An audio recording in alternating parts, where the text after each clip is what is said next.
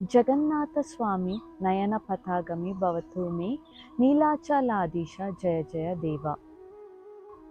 ನಮಸ್ಕಾರ ಎಲ್ಲರಿಗೂ, ನಾನು ನಿಮ್ಮ ಪ್ರೀತಿಯ ವರ್ಷ ಅನಿಲ್.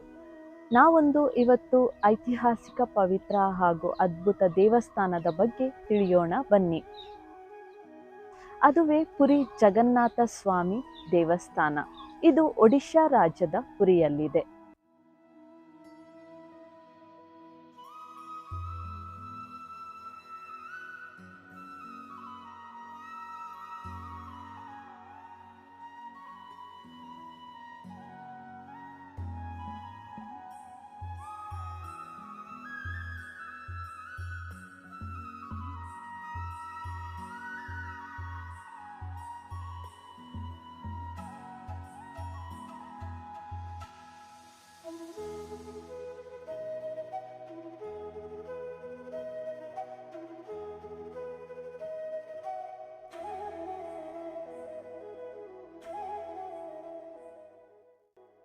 ಪುರಿ ಎಂಬುವ ಸ್ಥಳ ಪುರುಷೋತ್ತಮ ಧಾಮ ಎಂದು ಕರೆಯುತ್ತಾರೆ ಹಾಗೂ ಇದು ಶ್ರೀ ವಿಷ್ಣುವಿನ ಪವಿತ್ರವಾದ ಸ್ಥಳ ಎಂದು ಕೂಡ ಕರೆಯಲಾಗಿದೆ. ಪೌರಾಣಿಕಗಳ ಪ್ರಕಾರ ಬ್ರಹ್ಮನು ಸೃಷ್ಟಿಕರ್ತನಾಗಿದ್ದಾನೆ, ಶಿವನು ವಿನಾಶಕಾರಿಯಾಗಿದ್ದಾನೆ ಹಾಗೂ ಶ್ರೀ ವಿಷ್ಣುನು ರಕ್ಷಕನೂ ಆಗಿದ್ದಾನೆ. ಶ್ರೀ ವಿಷ್ಣು ದೇವರು ಯುಗಯುಗಗಳಿಂದ ವಿವಿಧ ರೂಪಗಳನ್ನು ತಾಳಿ ಮಾನವ ಜನಾಂಗವನ್ನು ದುಷ್ಟಶಕ್ತಿಗಳಿಂದ ರಕ್ಷಿಸಿದ್ದಾರೆ. ಶ್ರೀ ವಿಷ್ಣುವನ್ನು ನಾರಾಯಣ ಅಥವಾ ಕೃಷ್ಣ ಎಂದು ಕರೆಯುತ್ತಾರೆ, ಆದರೆ ಪುರಿಯಲ್ಲಿ ಪುರಿ ಜಗನ್ನಾಥ ಎಂದು ಅವರನ್ನು ಪೂಜಿಸುತ್ತಾರೆ. ಜಗನ್ನಾಥ ಎಂದರೆ ಜಗತ್ತಿನ ನಾಥ ಹಾಗೂ ವಿಶ್ವದ ಸ್ವಾಮಿ ಎಂದು ಕರೆಯುತ್ತಾರೆ. ಇಲ್ಲಿ ಅವರ ಅಣ್ಣನಾದ ಬಲಭದ್ರ ಹಾಗೂ ತಂಗಿಯಾದ ಸುಭದ್ರರ ಮೂರ್ತಿಯನ್ನು ಇಟ್ಟು ಪೂಜಿಸುತ್ತಾರೆ.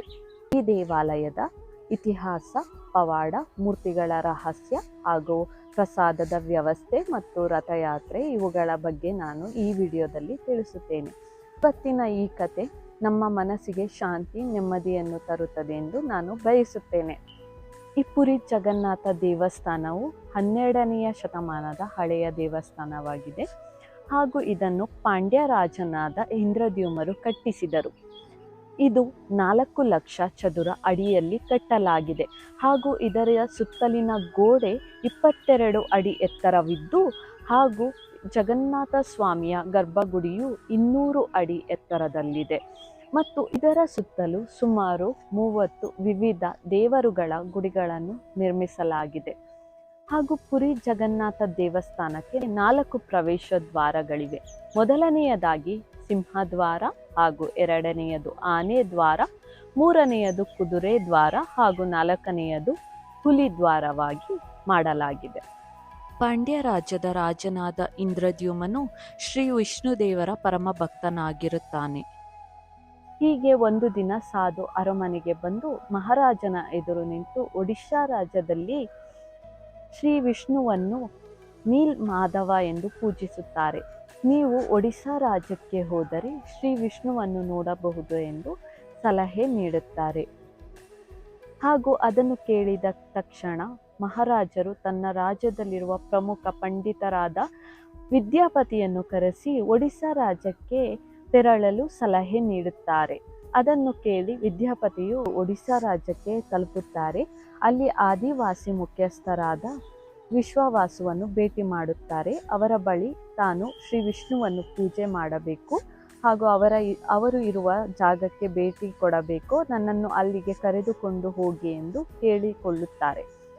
ಅದನ್ನು ಕೇಳಿ ಆದಿವಾಸಿ ನಿರಾಕರಿಸುತ್ತಾರೆ.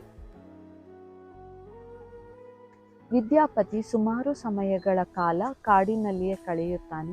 ಆಗ ಅಲ್ಲಿ ಆದಿವಾಸಿ ಮಗಳನ್ನು ನೋಡುತ್ತಾನೆ. ಅವಳ ಜೊತೆ ಪ್ರೇಮವಾಗುತ್ತದೆ. ನಂತರ ಮದುವೆಯೂ ಆಗುತ್ತಾನೆ. ವಿದ್ಯಾಪತಿ ತನ್ನ ಹೆಂಡತಿಯ ಬಳಿ ಹೋಗಿ ತನ್ನ ಮಾವ ವಿಶ್ವವಾಸುವಿನ ಬಳಿ ಶ್ರೀ ವಿಷ್ಣುವನ್ನು ಪೂಜಿಸುವ ಸ್ಥಳಕ್ಕೆ ತನ್ನನ್ನು ಕರೆದುಕೊಂಡು ಹೋಗುವಂತೆ ಹೇಳಿಸುತ್ತಾನೆ. ಅದನ್ನು ಒಪ್ಪಿದ ವಿಶ್ವವಾಸು, ಆದರೆ ಒಂದು ಷರತ್ತು, ಕಣ್ಣಿಗೆ ಪಟ್ಟಿ ಕಟ್ಟಿ ಕರೆದೊಯ್ಯುವುದಾಗಿ ಹೇಳುತ್ತಾನೆ. ಅದಕ್ಕೆ ಒಪ್ಪಿ ವಿದ್ಯಾಪತಿಯು ಹೊರಡುತ್ತಾನೆ. ಆ ನಂತರ ಯಾರಿಗೂ ತಿಳಿಯದ ಹಾಗೆ ಕೈಯಲ್ಲಿ ಒಂದು ಹಿಡಿ ಸಾಸಿವೆಯನ್ನು ಹಿಡಿದು ದಾರಿಯುದ್ದಕ್ಕೂ ಹಾಕುತ್ತಾ ಒಂದು ಗುಪ್ತವಾದ ಗುಹೆ ಒಳಗೆ ಹೋಗುತ್ತಾರೆ. ಅಲ್ಲಿ ಕಣ್ಣಿನ ಪಟ್ಟಿ ತೆಗೆದು ಶ್ರೀ ವಿಷ್ಣು ದೇವರ ಸ್ವರೂಪದ ದರ್ಶನವನ್ನು ಮಾಡುತ್ತಾರೆ. ವಿದ್ಯಾಪತಿಯು ನಡೆದ ಎಲ್ಲ ಘಟನೆಯನ್ನು ರಾಜನಿಗೆ ತಿಳಿಸಬೇಕೆಂದು ಆಸ್ಥಾನಕ್ಕೆ ಬರುತ್ತಾನೆ. ಅಲ್ಲಿ ನಡೆದ ಎಲ್ಲ ಘಟನೆಗಳನ್ನು ರಾಜನಿಗೆ ಹೇಳಿ ಒಡಿಸ್ಸಾಗೆ ಕರೆದುಕೊಂಡು ಹೋಗುತ್ತಾನೆ. ಅವನು ಹಾಕಿದ ಸಾಸುವೆ ಕಾಳಿನ ಮಾರ್ಗದಲ್ಲಿ ಇಬ್ಬರು ತೆರಳಿ ಆ ಗುಪ್ತವಾದ ಗುಹೆಯನ್ನು ಸೇರುತ್ತಾರೆ. ಆದರೆ ಅಲ್ಲಿ ಶ್ರೀ ವಿಷ್ಣುವಿನ ದರ್ಶನ ಸಿಗುವುದಿಲ್ಲ. ಅದರಿಂದ ಬೇಸರಗೊಂಡು ತನ್ನ ರಾಜ್ಯಕ್ಕೆ ಹಿಂದಿರುಗುತ್ತಾನೆ. ಒಂದು ದಿನ ರಾತ್ರಿ ರಾಜನ ಕನಸಿನಲ್ಲಿ ಶ್ರೀ ವಿಷ್ಣುದೇವರು ಬಂದು ಹೇಳುತ್ತಾರೆ, ನೀನು ಪುರಿಗೆ ತೆರಳು. ಅಲ್ಲಿ ಸಮುದ್ರದ ತೀರದಲ್ಲಿ ಒಂದು ಪವಿತ್ರ ಮರ ಸಿಗುತ್ತೆ. ಅದರಲ್ಲಿ ನೀನು ನನ್ನ ಮೂರ್ತಿಯನ್ನು ಕೆತ್ತಿ ಪೂಜೆ ಮಾಡು ಎನ್ನುತ್ತಾರೆ. ಆ ಮರದಿಂದ ದೇವರ ಮೂರ್ತಿಗಳನ್ನು ತಯಾರಿಸಲು ರಾಜನು ಆದೇಶ ನೀಡುತ್ತಾನೆ. ಆದರೆ ಯಾವ ಶಿಲ್ಪಿಗಳು ಶ್ರೀ ವಿಷ್ಣುವಿನ ರೂಪ ತಿಳಿಯದ ಕಾರಣ ಕೆತ್ತಲು ತುಂಬ ತಡವರಿಸುತ್ತಾರೆ. ಇದನ್ನು ದೇವಲೋಕದಿಂದ ಬ್ರಹ್ಮದೇವರು ನೋಡುತ್ತಿರುತ್ತಾರೆ. ಬ್ರಹ್ಮದೇವರು ಶಿಲ್ಪಿಯಾಗಿ ಭೂಲೋಕಕ್ಕೆ ವಿಶ್ವಕರ್ಮರ ರೂಪ ತಾಳಿ ಮೂರ್ತಿ ಕೆತ್ತಲು ಬರುತ್ತಾರೆ. ಆದರೆ ವಿಶ್ವಕರ್ಮರು ಒಂದು ಷರತ್ತನ್ನು ಇಡುತ್ತಾರೆ. ನಾನು ಮೂರ್ತಿಯನ್ನು ತಯಾರಿಸಲು 21 ದಿನಗಳು ಆಗುತ್ತದೆ. ಈ 21 ದಿನಗಳ ತನಕ ಯಾರು ಕೋಣೆಯೊಳಗಡೆ ಬರಬಾರದು ಎಂದು ಹೇಳುತ್ತಾರೆ. 15 ದಿನಗಳ ನಂತರ ಯಾಕೋ ಕೋಣೆ ಒಳಗಿಂದ ಯಾವುದೇ ಶಬ್ದ ಬರದಿರದನ್ನು ರಾಜ ಗಮನಿಸುತ್ತಾನೆ. ವಿಶ್ವಕರ್ಮರು 15 ದಿವಸಗಳಾದರೂ ಊಟ ನೀರು ಕೇಳಲು ಹೊರಗೆ ಬರದ ಕಾರಣ ರಾಜನು ಮನಸ್ಸು ತಾಳದೆ ಬಾಗಿಲು ತೆಗೆದು ಒಳಗೆ ನೋಡುತ್ತಾನೆ. ಅಲ್ಲಿ ನೋಡಿದರೆ ವಿಶ್ವಕರ್ಮರು ಮಾಯವಾಗಿರುತ್ತಾರೆ. ಮೂರ್ತಿಗಳು ಸಂಪೂರ್ಣ ಆಗಿರುವುದಿಲ್ಲ. ಕೈಕಾಲು ಅಷ್ಟಾಗಿ ಕಾಣೋದಿಲ್ಲ.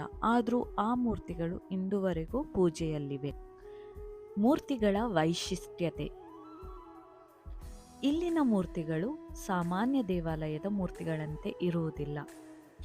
ಈ ಮೂರ್ತಿಗಳು ಮಡಿಕೆ ಹೋಲುವ ಮುಖ, ದೊಡ್ಡ ಕಣ್ಣುಗಳು, ಕೈಕಾಲು ಸರಿ ಕಾಣೋದಿಲ್ಲ. ಇದನ್ನು ದಾರು ಮೂರ್ತಿ ಅಂತ ಕರೀತಾರೆ, ಅಂದರೆ ಮರದಿಂದ ತಯಾರಿಸಲಾದ ಮೂರ್ತಿ. ಇಲ್ಲಿ ಜಗನ್ನಾಥ ಸ್ವಾಮಿಯು ಕಪ್ಪು ಬಣ್ಣದಲ್ಲಿ, ಬಲಭದ್ರನು ಶ್ವೇತ ಬಣ್ಣದಲ್ಲಿ ಹಾಗೂ ಸುಭದ್ರಳು ಹಳದಿ ಬಣ್ಣದಲ್ಲಿ ಕಾಣುತ್ತಾರೆ. ದೇವರ ಈ ರೂಪ ಆಧ್ಯಾತ್ಮಿಕ, ದಿವ್ಯವಾಗಿದ್ದು ಭಕ್ತಿಗೆ ಒಂದು ವಿಭಿನ್ನ ಅನುಭವ ಕೊಡುತ್ತೆ. ಇನ್ನೊಂದು ವಿಶಿಷ್ಟತೆ ಎಂದರೆ ಪ್ರತಿ 12 ವರ್ಷಕ್ಕೊಮ್ಮೆ ಈ ಮೂರ್ತಿಗಳನ್ನು ಬದಲಾಯಿಸಲಾಗುತ್ತದೆ. ಈ ಕ್ರಿಯೆಗೆ ನವಕಲೇಬರ ಅನ್ನೋದು, ಅಂದರೆ ಹೊಸ ದೇಹ, ಇದು ಒಂದು ಪವಿತ್ರ ಸಂಪ್ರದಾಯ. ಆ ದಿನ ಇಡೀ ಪುರಿ ಕತ್ತಲಿನಿಂದ ಆವರಿಸಿರುತ್ತದೆ. ದೇವಸ್ಥಾನದ ಒಳಗೆ ಯಾರಿಗೂ ಪ್ರವೇಶ ಇರುವುದಿಲ್ಲ. ದೇವಸ್ಥಾನದ ಪ್ರಮುಖ ಪಂಡಿತರು ಕಣ್ಣಿಗೆ ಮತ್ತು ಕೈಗಳಿಗೆ ದಪ್ಪವಾದ ಬಟ್ಟೆಯನ್ನು ಕಟ್ಟಿ 100% ಕತ್ತಲಿನಲ್ಲಿ ಹಳೆಯ ಮರದ ಮೂರ್ತಿಯಿಂದ ಹೊಸ ಮೂರ್ತಿಗೆ ಹೃದಯವನ್ನು ಬದಲಾಯಿಸುತ್ತಾರೆ. ದೇವಾಲಯದ ವಿನ್ಯಾಸ ಮತ್ತು ರಹಸ್ಯಗಳು. ಈ ದೇವಾಲಯವು ಬಹಳ ವಿಶಿಷ್ಟವಾಗಿ ರೂಪುಗೊಂಡಿದೆ. ಸುಮಾರು 65 ಮೀಟರ್ ಎತ್ತರದ ಶಿಖರವಿದೆ. ದೇವಾಲಯದ ಗೋಪುರದಲ್ಲಿ ನೆಲಚಕ್ರ ಇದೆ. ಹೆಚ್ಚಾಗಿ ಇದು ಕಲ್ಲುಗಳಿಂದ ನಿರ್ಮಿಸಲ್ಪಟ್ಟಿದೆ. ಒಳಗೆ ಹೋಗುತ್ತಿದ್ದರೆ ಹಲವಾರು ಮಂದಿರಗಳಿವೆ. ಲಕ್ಷ್ಮೀದೇವಿ ಮಂದಿರ, ಸುದರ್ಶನ ಚಕ್ರ ಮಂದಿರ, ಗರುಡ ಸ್ತಂಭ ಮತ್ತೆ ಇತರ ವಿಗ್ರಹಗಳು ಇವೆ. ಅಂದ ಹಾಗೆ ಇಲ್ಲಿಗೆ ಯಾವುದೇ ವಿದೇಶಿಗರನ್ನು ಒಳಗೆ ಬಿಡೋದಿಲ್ಲ. ಈ ಆಚರಣೆ ಸಾವಿರಾರು ವರ್ಷಗಳಿಂದ ಇದೆ ಮತ್ತು ಇಲ್ಲಿ ಅನೇಕರನ್ನು ಆಶ್ಚರ್ಯಪಡಿಸುವ ರಹಸ್ಯಗಳಿವೆ. ಮೊದಲನೆಯದಾಗಿ ಧ್ವಜದ ರಹಸ್ಯ. ಅದು ಏನೆಂದರೆ, ದೇವಾಲಯದ ಮೇಲಿರುವ ಧ್ವಜ ಯಾವತ್ತೂ ಗಾಳಿಯ ದಿಕ್ಕಿಗೆ ವಿರುದ್ಧವಾಗಿ ಹಾರುತ್ತದೆ. ಎರಡನೆಯದು, ದೇವಾಲಯದ ಗೋಪುರದಿಂದ ಸಮುದ್ರದ ಅಲೆಗಳ ಶಬ್ದ ಕೇಳೋದೇ ಇಲ್ಲ, ಆದರೆ ಕೆಳಗಿಳಿದಾಗಲೇ ಮತ್ತೆ ಶಬ್ದ ಕೇಳಿಸುತ್ತದೆ. ಮೂರನೆಯದು, ಚಕ್ರದ ರಹಸ್ಯ. ದೇವಾಲಯದ ಗೋಪುರದ ಮೇಲೆ ಇರುವ ಸುದರ್ಶನ ಚಕ್ರ ಎಲ್ಲ ದಿಕ್ಕಿನಿಂದಲೂ ನಿಮ್ಮನ್ನು ನೋಡಿ ತಿರುಗುತ್ತಿದ್ದಂತೆ ಕಾಣುತ್ತೆ. 4ನೇಯದು ಅಡುಗೆ ವ್ಯವಸ್ಥೆ. ಇಲ್ಲಿ ಯಾವಾಗಲೂ 56 ವಿಧದ ಪ್ರಸಾದ ತಯಾರಿಸಲಾಗುತ್ತೆ. ಎಷ್ಟು ಭಕ್ತರು ಬಂದರೂ ಪ್ರಸಾದ ಯಾಕೆ ಕಡಿಮೆ ಆಗೋದೇ ಇಲ್ಲ ಎಂಬುದು ಒಂದು ಅದ್ಭುತ.